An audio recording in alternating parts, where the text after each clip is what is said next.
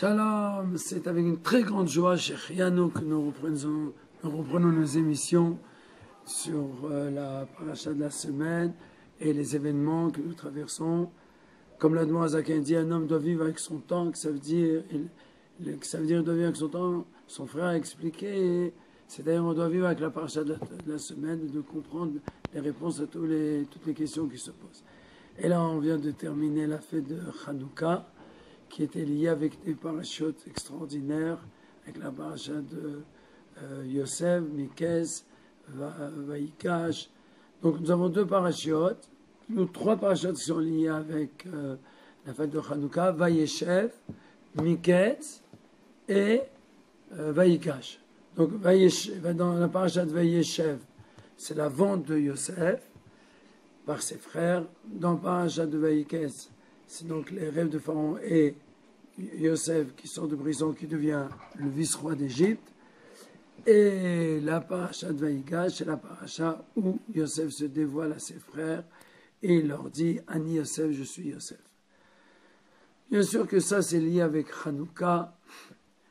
Hanouka, il y avait une petite fiole d'huile qui était cachée, qui était dans l'ombre, qui était cachée par le Kohen Gadol. Et Yehuda Maccabi, une fois qu'il avait gagné la guerre, il avait compris que cette guerre avait été gagnée pour se battre pour la sainteté. Effectivement, les Yevanim n'étaient pas contre que les Juifs fassent des mitzvot, mais ils voulaient enlever tout l'esprit spirituel qu'il y avait dedans. Ils étaient d'accord qu'on allume des bougies, mais qu'ils ne voulaient pas que ce soit de l'huile pure. C'est écrit qu'ils ont impurifié l'huile d'olive qui était préparée pour l'allumage de chandelier. C'est-à-dire qu'il dit, continuez à allumer, mais ne dites pas qu'il y a cette notion de pur, de pas pur. Et Yehuda Maccabi, quand il a gagné la guerre, il fallait qu'il trouve cette fiole d'huile qui était pure. C'était ça tout le but de sa guerre. Et Dieu l'a récompensé, et ils l'ont trouvé, et cette fiole d'huile, maintenant, elle a duré 8 jours au lieu de durer un seul jour. Alors, dans cette fiole d'huile, il y avait plusieurs qualités. D'après certains sages, elle se renouvelait. C'est-à-dire qu'elle se consumait, puis elle se renouvelait de nouveau. Et comme ça, on a pu allumer les 8 jours. D'autres sages nous disent qu'en réalité, c'était la qualité même de l'huile qui était différente. La qualité même de l'huile, c'était au lieu de durer un jour, elle a duré plus de jours. C'est-à-dire qu'il y a un huitième de l'huile qui a duré par jour. Seulement, ces deux miracles-là, on les a déjà trouvés. On les a déjà trouvés dans Sarah, qui allumait une bougie qui durait du vendredi à vendredi. Donc, c'était une quantité c'était une bougie qui se consumait petit à petit. Donc, c'était une bougie qui avait une qualité différente des autres bougies.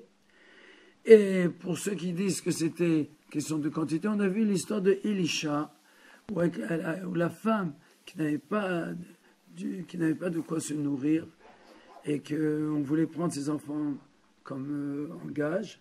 Alors, cette Shunamite-là, elle a été voir le prophète Elisha, elle lui a dit, est-ce que tu as du restant d'huile dans tes ustensiles? Elle a dit, alors ne te fais pas de soucis, ils seront toujours remplis. Donc, ils se remplissaient, donc il a pu remplir tout ce qu'elle avait. Donc, c'était un problème de quantité. Mais en réalité, le miracle de Hanouka, le rabbi nous explique qu'il était un petit peu différent. C'est quelque chose qu'on n'avait pas vu. C'est-à-dire que la fiole d'huile s'allumait sans se consumer. Elle restait la même, c'est une fiole d'huile matérielle, mais qui restait, qui brûlait sans se consumer. Et on a vu un miracle qui ressemblait, mais qui n'est pas le même. C'était le buisson ardent qui brûlait sans se consumer. Seulement là-bas, ce n'était pas le buisson, le bois du buisson qui brûlait, c'était l'ange de Dieu qui se trouvait à l'intérieur du buisson, qui avait une flamme. Et cette femme, elle ne consumait pas le buisson. Là, c'était l'huile elle-même qui brûlait et qui ne se consumait pas. Et ça, on a dû le fêter. Et un petit peu, si je voudrais vraiment dire que cette fiole d'huile, c'est Yosef Hatzadik. Yosef Hatzadik, qui était perdu et qui était jeté. Et lui, il a redonné cette vitalité à toute sa famille. Il a permis qu'ils vivent. Et c'est comme cette fiole d'huile qui, au lieu de durer un jour, elle a duré des jours et des jours. Et l'enseignement est extraordinaire. La fiole de Hanouka est éternelle. Elle traverse toutes les générations, tous les endroits. Et c'est pour ça que jusqu'à aujourd'hui, dans tout le monde entier, on allume des fioles d'huile.